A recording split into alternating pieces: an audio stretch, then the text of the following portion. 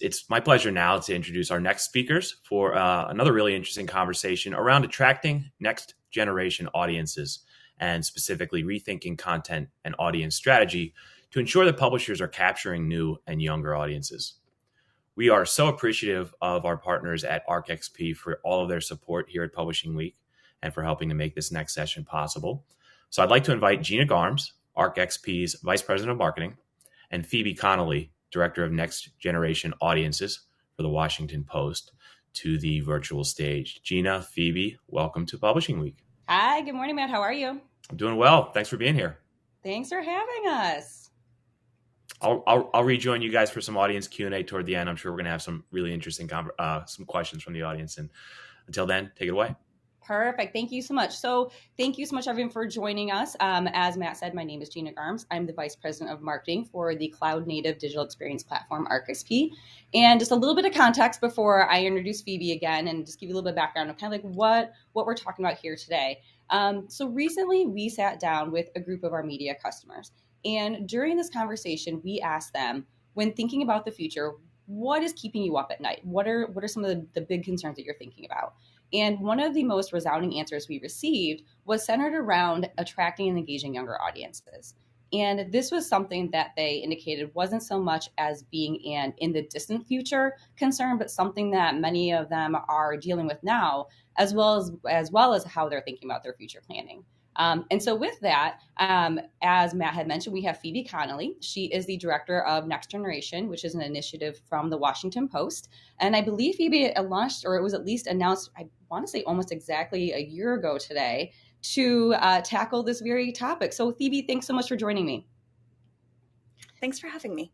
You are welcome. All right, so let's get started because I know we are limited on time. We have lots of questions. So let's get started by telling us, what is exactly the Washington Post Next Generation Initiative? Like, what is its purpose?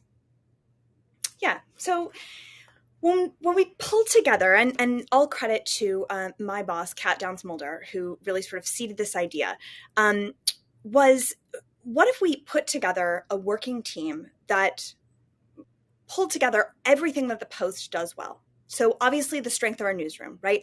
Editors, audience strategists, reporters from our newsroom who are thinking about audiences, but also representation from product, from marketing, from ads. What if we had a team that was matrixed together, little uncomfortable, little new, little different, that was led and worked as one to both lead, be at the cutting edge of how we're reaching these audiences, how we're defining strategies around this audience, how we're experimenting with these audiences, but then also worked back with their original teams, if you will, to diffuse our learnings, our understandings, our best practices. One of the things we think about a lot is that we never want to hold on to anything that we're doing. We never want to hold on to an initiative. We never want to hold on to an experiment. We want to immediately share out what we've learned. And then we want to identify who should, if it's a success, right? If we're forming meaningful relationship with new audiences, who's going to take and continue running that so we can move on to the next experiment, the next project, the next attempt to connect with our future audiences. Got it. And what aspect of the news experiences are the Next Gen team looking at? Is it the content that's being produced? Is it the staffing, the technologies used? Like, what does that look like? Yeah.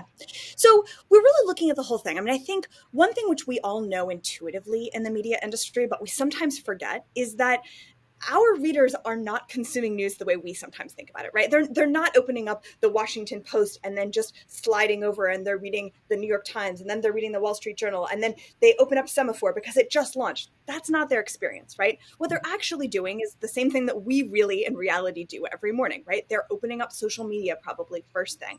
They're checking in. They're seeing photos of, last night's dinner party or, oh, finally the wedding pictures are out from that big wedding over the weekend, right? And then maybe somebody shares an article and that will be their entryway into news for the day, right? Or they're listening to audio. Maybe they start their day with a podcast as they're catching up. And then they'll see, oh gosh, I want to know more about that story. I want to dig in deeper. And then they'll go to a trusted news source or maybe even a trusted commentator and see where they're pointing them to. So thinking about the user journey and we start every conversation with what is the user, how are they approaching it? What are their needs in this moment or around this topic? helps inform how we organize our product, right? So, and when I say product, certainly in the traditional ways that we think about it, how are we developing our app, right? How are we, for example, making sure that the types of vertical and square video that are open captioned are available within our app in the same way that they're increasingly available on surfaces like Instagram or TikTok. But it's also thinking about brevity, making things available via audio, perhaps bringing a more conversational tone, making sure that readers can catch up quickly, and then also making sure that if there's a topic that is in the news, when readers come to our app or our website, are they finding more context, more information, more verified, trusted reporting, which is at the core what we bring at the Washington Post. Got it. And then when you first started the Next Gen initiative, one of the first things you focused on was research. What were you hoping to learn, and what were some of the key findings? Yeah. So I think anytime you can start with analytics or research, you're in a stronger position, right? You want to know where you're at and where you hope to grow with your audience or with your product. I'm a big believer in analytics. I really like setting a benchmark. I really like setting a goal. If we fail, that's just a signal to us that we need to go back and reassess either what we put into it, or are we truly understanding the audience's need there? So when it came to analytics and research, we really set out with our UX research team to do some comprehensive surveys of what younger audiences wanted, what their expectations were when they came to news, how they perceived news brands, and what their news needs and desires were. Once we had that research, we then shared it out. And again, we didn't silo it, right? Because our product team needs that research, as does our ad sales team, as does our newsroom. Right. So it's funny. At first, we thought about, should we build a different presentation for each one of the groups? It was actually more helpful to keep the same presentation. So they had that common language across the research, and it helped start conversations about how we could better serve our audiences. And, to the question of what we found, in a lot of ways, it wasn't surprising, right? They wanted to see themselves reflected in news media. They wanted convenience. They wanted brevity. The same rise of story forms that are more visual based or are more audio based are something that they're seeking in news consumption. Were there any surprises in the research that you found? I think what was surprising was when we rolled it out, I think we were all a little nervous, right? These were some of our first conversations we had with stakeholders around the room. And what surprised me, and I now feel shouldn't have, is how receptive all parts of the newsroom and the company were. Our colleagues were hungry for the knowledge that we could give them about how they could better serve audiences. And they wanted to take action on it, right? We couldn't move fast enough to work with them to take the insights that we brought from that research and help them understand how to put that into play, whether it was in, the news report they were preparing that day or the product that we're rolling out. And they wanted to come back to us actively. We had leaders from across the newsroom come and say, okay, how can we partner with you on what comes next? And we've let that lead the research that we've rolled out since then. Okay, that's great. So kind of flipping back to the audiences themselves, in terms of younger audiences, what have you identified in what they're looking for from news organizations? So I think they want to see themselves represented, right? It's important that if we're trying to reach a younger and more diverse audience base, that they see themselves cited, they see their hometowns, their regions reflected, right? We need to make sure that we're not just writing about the coast, but we're also writing, just thinking about America for a start here, right? That we're also writing about the center of the country. Are we...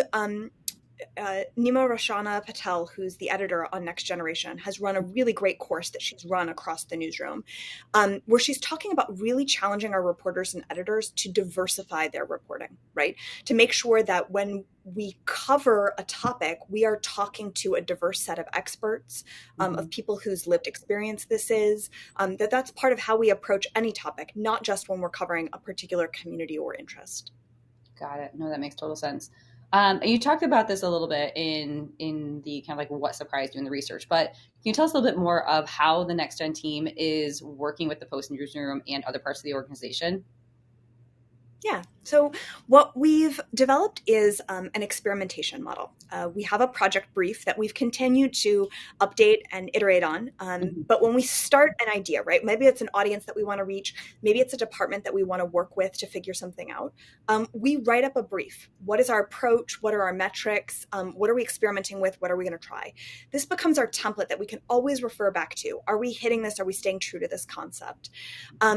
And what we've done is, what if it's a new type of story form that we're going for? So one of our early experiments was around climate.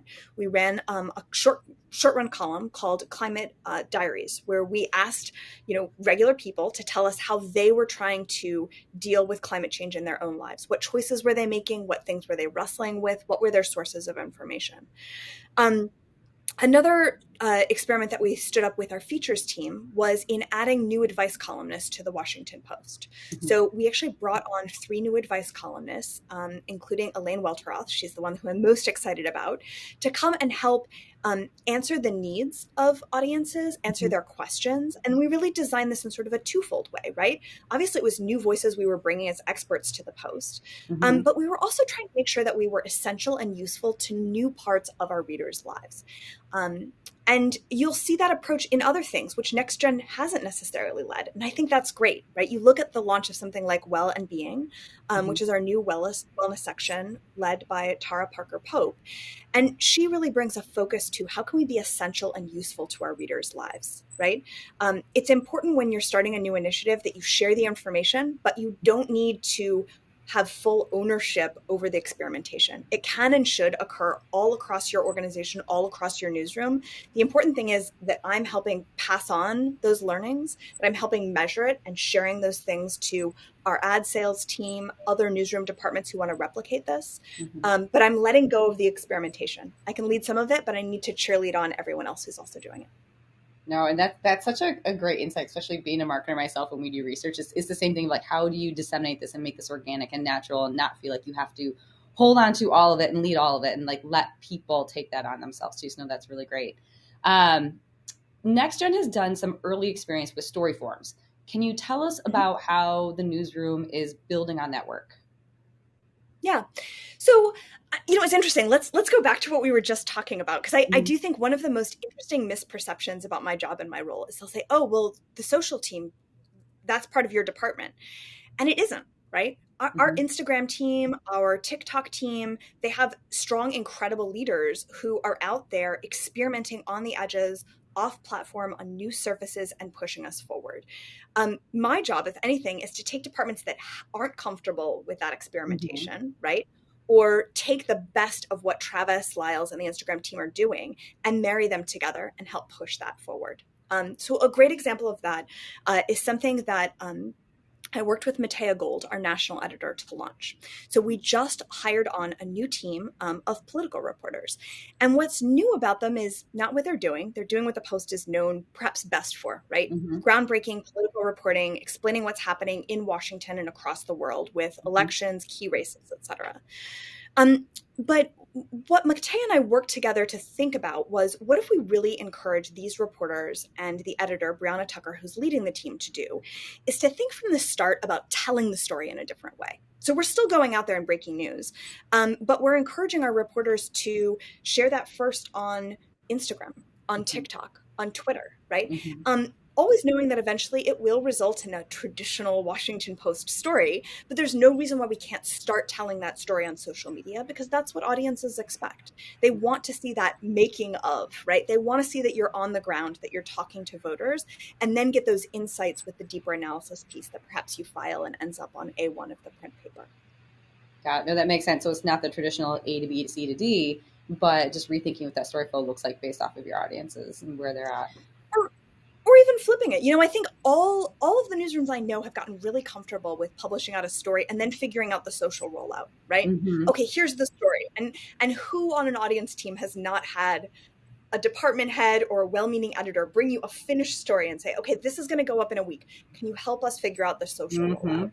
And we have to flip that, right? We need to bring the wise, smart knowledge of our audience team. They are journalists. They are perhaps the on the cutting edge because they're closest to the audiences that we're trying to reach and try to serve. Bring them in at the beginning. Here's a story we want to report. Here's a community we want to cover. Here is a news story that we're working on breaking. And think about how we can most rapidly connect our audiences to that information. Because that's what journalism is, right? We're here to connect our audiences to a better understanding of their world. We're here to be essential and useful. And to do that, we do need to understand where they're spending their time and how we can go there and meet them and make sure that we're delivering the journalism to them. Because I think long-term, forming those relationships, becoming essential, is how we're going to prove our value and ultimately convert them into paying subscribers. Yep. No, absolutely. So with that, again, at the start of this, we had talked about how the Next Gen initiative was announced exactly a year ago. In the last year, what has surprised you the most in your time in leading this initiative? And whether is it something that you've learned about the post audience or about working with other parts of the organization or something else altogether? What does that look like for you? I think I went into this afraid that I would really have to convince people to come along. So I was ready. I geared up. I remember the first time that I had to speak to a meeting of our senior newsroom leadership. I probably spent 2 weeks building this deck and this presentation. And what surprised me was everyone was ready to talk with me. They didn't need convincing that this was something the Washington Post newsroom should be focused on. So I guess the takeaway is I think our newsrooms are ready for this challenge. They want insights about new and younger audiences. They want this to be part of their daily workflow. What we need to do is find ways to make time for this in their day, bring insights to them, find the innovation that's already happening. I would bet you there's not a newsroom right now that doesn't have like 3 great ideas that are just sitting there, right? And what they need is resourcing. They need someone to sit down with them and help build out a project plan. That exists within our newsrooms. We need to tap into that and make sure that we're, putting gas in the tank and letting our newsrooms lead us and letting the great minds that we have push us forward in reaching these new audiences. No, that absolutely. And then on that note too, because again, we're talking about this first year and what that's looked like. How do you measure the success of the Next Gen initiative? How do you know that you're either succeeding in attracting and engaging a younger audience? We've already talked a little bit about like how you're getting your teams engaged, but what does success look like? Certainly I'm paying very close attention to like the hard numbers. Is our audience both registered and paid getting younger? So that's something that I check in on regularly. I've got a dashboard, right? Mm-hmm. But I also think there's lots of soft metrics that I look at. Like I love nothing more than to be in a meeting and hear a piece of research or an insight or a case study that I know we worked on just confidently cited by somebody who never says the word Next Gen. That to me is a huge mark of success because that means that people are finding it so useful that they're using it, right? I don't need attribution. I need people to use that information. I need them to go out there and reach younger audiences. I need them to be actively engaged in pitching their bosses, pitching their section heads. I need reporters to be saying, oh, you know what? I want to do this story because I think it's going to reach a new audience. That's the success. I want to put myself and my team out of business, right? I need us to go find a new job because the whole Post is already up to speed. They're doing their own research. They're talking to new audiences and they're figuring out how to connect with them. I think that's how we'll know that we're succeeding. Okay, awesome. And then we have about time for one more. So on that note then, what advice would you give for organizations who are hearing this and it's helping give them some ideas or what have you when you are trying to do these things yourselves in your newsroom or like try to create a similar initiative or something along those lines? Like what advice would you have for them? Yeah. So let me talk directly to the editors, any editors who are paying attention. But I think this is true of any part of the business. Take a look at your calendar for this week, right? It's only Tuesday. What are the 2 most important meetings that you have this week? Bring your audience team, someone from your audience team to those meetings. Make sure they sit at the table, call on them, ask for their input, include them in those conversations. I think the biggest mistake that most news organizations are making is letting their audience teams be too downstream from the creation of our journalism. I think you can say the same thing about the creation of our publishing strategies or our subscription strategies or our marketing strategies, right? Your audience team knows they have insight, and bringing them into the process from the beginning, helping them shape the idea, is what's going to make our efforts fresh, relevant, and close to the audiences that we're trying to reach. Awesome, Phoebe. Thank you so much. So now, so that we have about a minute left, what we're going to do is we're going to take a look at our key takeaways before we go into the audience Q&A. All right. So reading through these real quick. So key takeaways from conversation with Phoebe today. Next gen audiences value authenticity and transparency in the news and information they consume. Lean into the utility, giving readers information that is relevant to their lives and helps them make informed decisions. And finally, reach them where they are by storytelling in ways that's native to the platform. Phoebe, thank you so much. I believe Matt is going to come back now and lead us in the Q&A. Hey guys, thank you. Great job. Some really good questions from the audience. So let's dive in here. I think the first one here is for you, Phoebe. It's from Anique Monet. She says, "Hi, Phoebe. With the dominance of TikTok with younger generations, how is next gen audience using platforms like TikTok to get them engaged, since there's such a huge presence of Gen Z and X marketers there?" Well, the TikTok team certainly predates anything that next gen does. We've been active on that platform, and it's been ably run by Dave Jorgensen and Lauren Sachs for a long time, and we recently expanded the team, so it's now a team of 4.